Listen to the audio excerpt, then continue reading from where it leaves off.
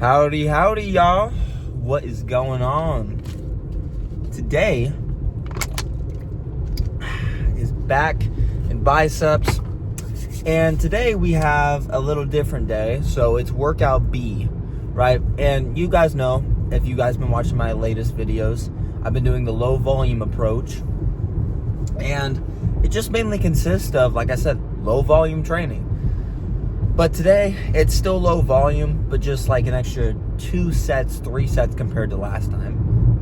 And they're mainly just bicep sets, right?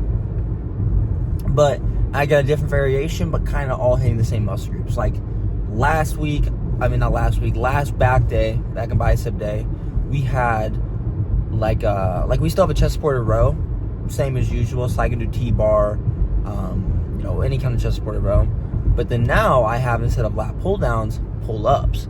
So same thing I'm hitting, just different way of doing things. Like my next chest day tomorrow, instead of incline bench, it's either an incline dumbbell bench or an incline flat, like an incline press of some sort, like a machine or something. So still got the same type of movements, just different movements overall, but we're still going to be hitting the same muscle groups. So same plan as usual. Go in there, train hard and heavy. It's the most simple thing ever. It really is. Don't overcomplicate the gym, guys. I don't even mean that to be sound douchey, but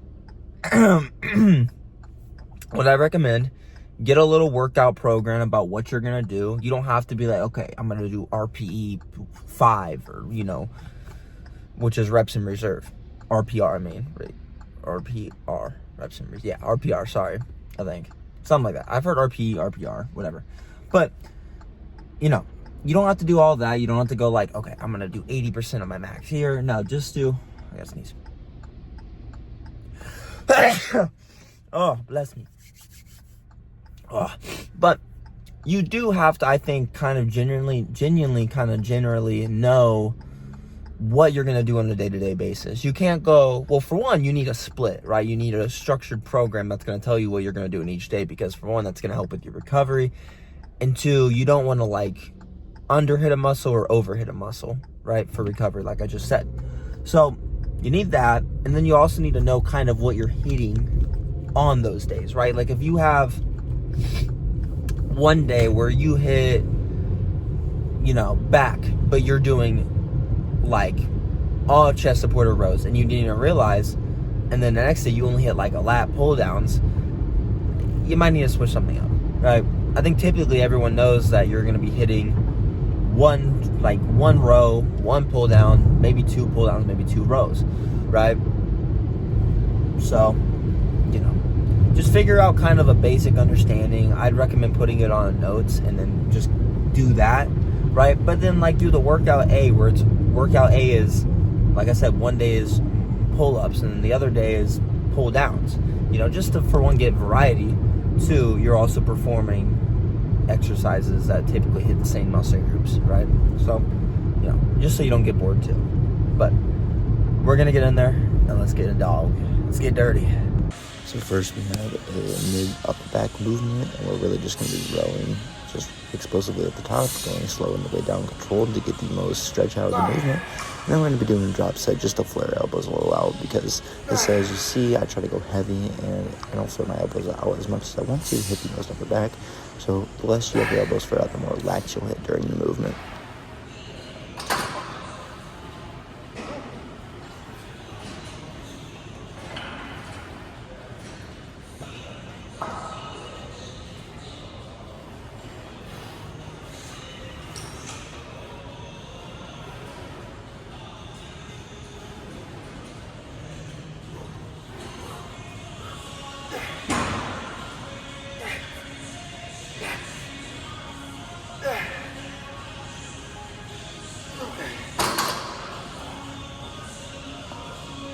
Now what we're going to be focusing on is really just exploding all the way up, going slow on the way down. And I promise you, my chin is over the bar. It just doesn't look like it from this angle. So make sure you're trying to go chin above the bar whenever you do pull-ups.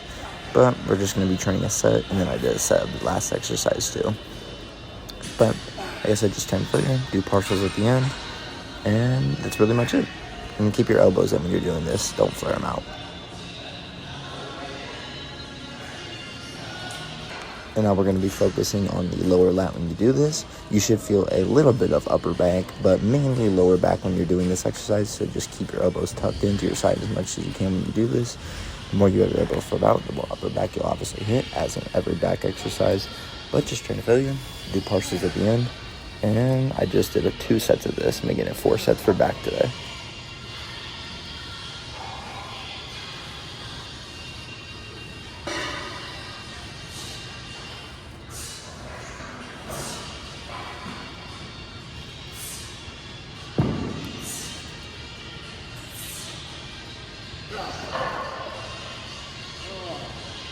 I actually lied. We're doing 5 sets of back today, but we're just going to do shrugs for the upper traps. Make sure you're not rolling your shoulders forward when you're doing this exercise. So make sure you pick a moderately lightweight when you're doing this. Just really get a good squeeze at the top and a good stretch. But here's just a back angle to kind of just see what my muscles are doing from the back, so you can kind of get an ideal knowledge about what's going on.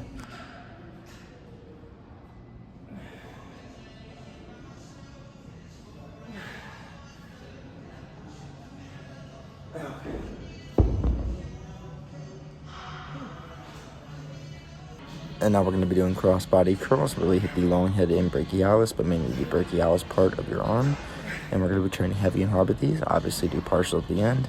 Best way to do that, I would say, start with one hand at a time unilaterally, and then do just both arms at a time just to get the most out of the movement. And we just did 1 set of this today as well.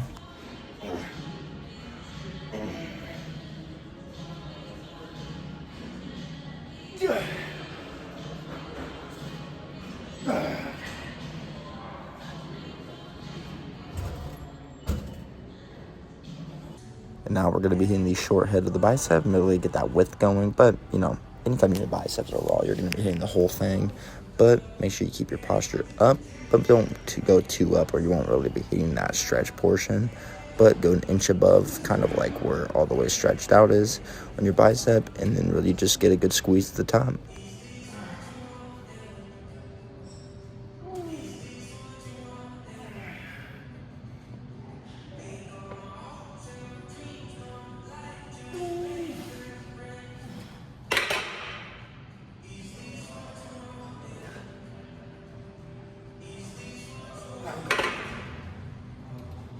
And now we're going to just be doing a couple set of this bicep curl right here. Just really getting a squeeze at the top, getting a good stretch at the bottom.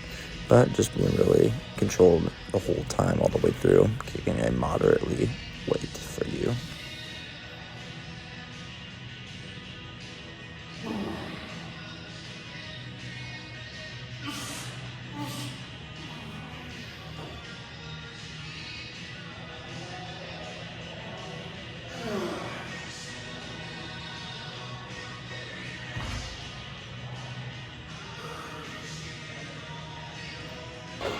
All right, so we got regular 15 minutes of cardio. Might be 20, maybe 25, 30. I don't really have much to do today.